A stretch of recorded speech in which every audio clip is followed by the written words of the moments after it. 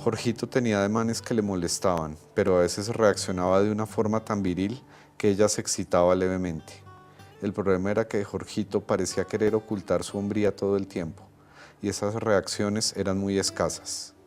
De seguro en su casa le habían dicho que tenía que comportarse como todo un caballero, pero lo que no le habían dicho es que los caballeros también se llevan a la cama a las mujeres a las que cortejan. Yo recuerdo que empecé a escribir pues muy niño, digamos, no muy niño, pero sí en la adolescencia, como que un día me senté frente a una máquina de escribir y empecé a escribir. Luego, claro que me hice consciente de lo que estaba haciendo, pero fue posterior. Sentarme a escribir de alguna forma no fue una decisión y creo que por lo general es como algo que a uno le pasa.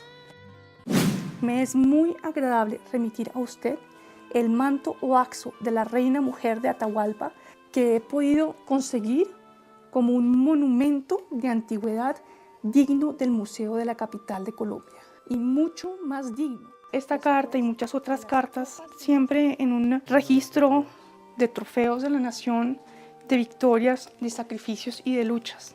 Es decir, que históricamente y desde una perspectiva simbólica, la narración histórica de construcción de nación se materializa con estas piezas que entran al museo en una época muy temprana. Yo hice un pregrado en Bellas Artes en la Universidad de Bogotá, Jorge de Lozano. Yo tuve una formación de Bellas Artes como para el hacer artístico, pero me vi involucrada en las actividades de la gestión cultural, que hay detrás de una exposición, que hay detrás de una práctica artística. Me fui a Francia para empezar a estudiar francés y luego cuando volví pues me involucré con la academia. Entonces trabajé con una universidad, con el programa de artes visuales de la Javeriana y en ese momento tuve que hacer mi magíster en dirección universitaria porque el problema de la cultura y el problema del arte es completamente diferente al problema de la educación superior en Colombia. Había tenido la inquietud desde hacía mucho tiempo de estudiar en Francia. Entonces mi primer viaje de estudios para afianzar el francés había sido París.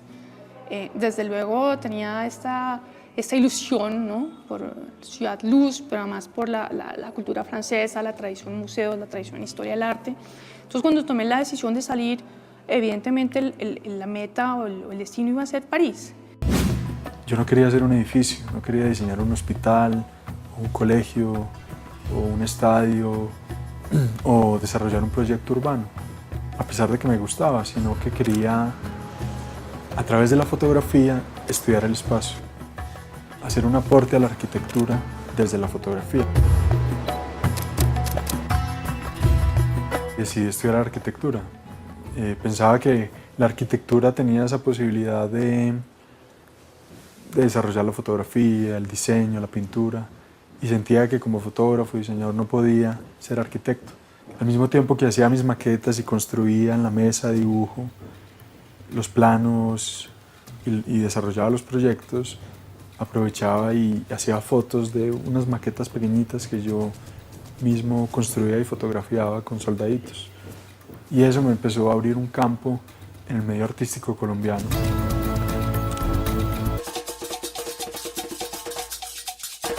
Mientras hacía la maestría, también fui invitado a hacer un proyecto en África, en el este del África. Cuando hacía los recorridos, cuando fotografiaba a todos estos niños, a todas estas personas, en medio de esa pobreza, de ese subdesarrollo, de ese analfabetismo, de esa falta de salubridad, esa falta de condiciones y oportunidades, pues me daba cuenta que eso no era lo que yo quería fotografiar. Yo quería fotografiar alegría, esperanza, belleza, futuro.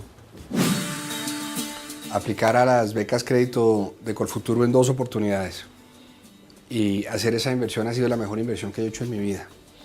En la primera oportunidad hice una maestría en Administración de Negocios y en la segunda en el Canadá, y en la segunda oportunidad hice una maestría en Administración Pública en la Universidad de Harvard. En primer lugar, uno obtiene rigor académico y sobre todo cuando uno está empezando la carrera es muy bueno hacer algo muy bien, destacarse técnicamente en algún campo, pero más allá de eso, le da a uno mundo y le muestra que hay países y que hay empresas y organizaciones que han logrado mucho más de lo que hemos logrado los colombianos hasta hoy. Y tener en la mente y vivir en ese tipo de sociedades, tener ese tipo de ambiciones es muy útil para dirigir compañías para dirigir organizaciones, para dirigir países.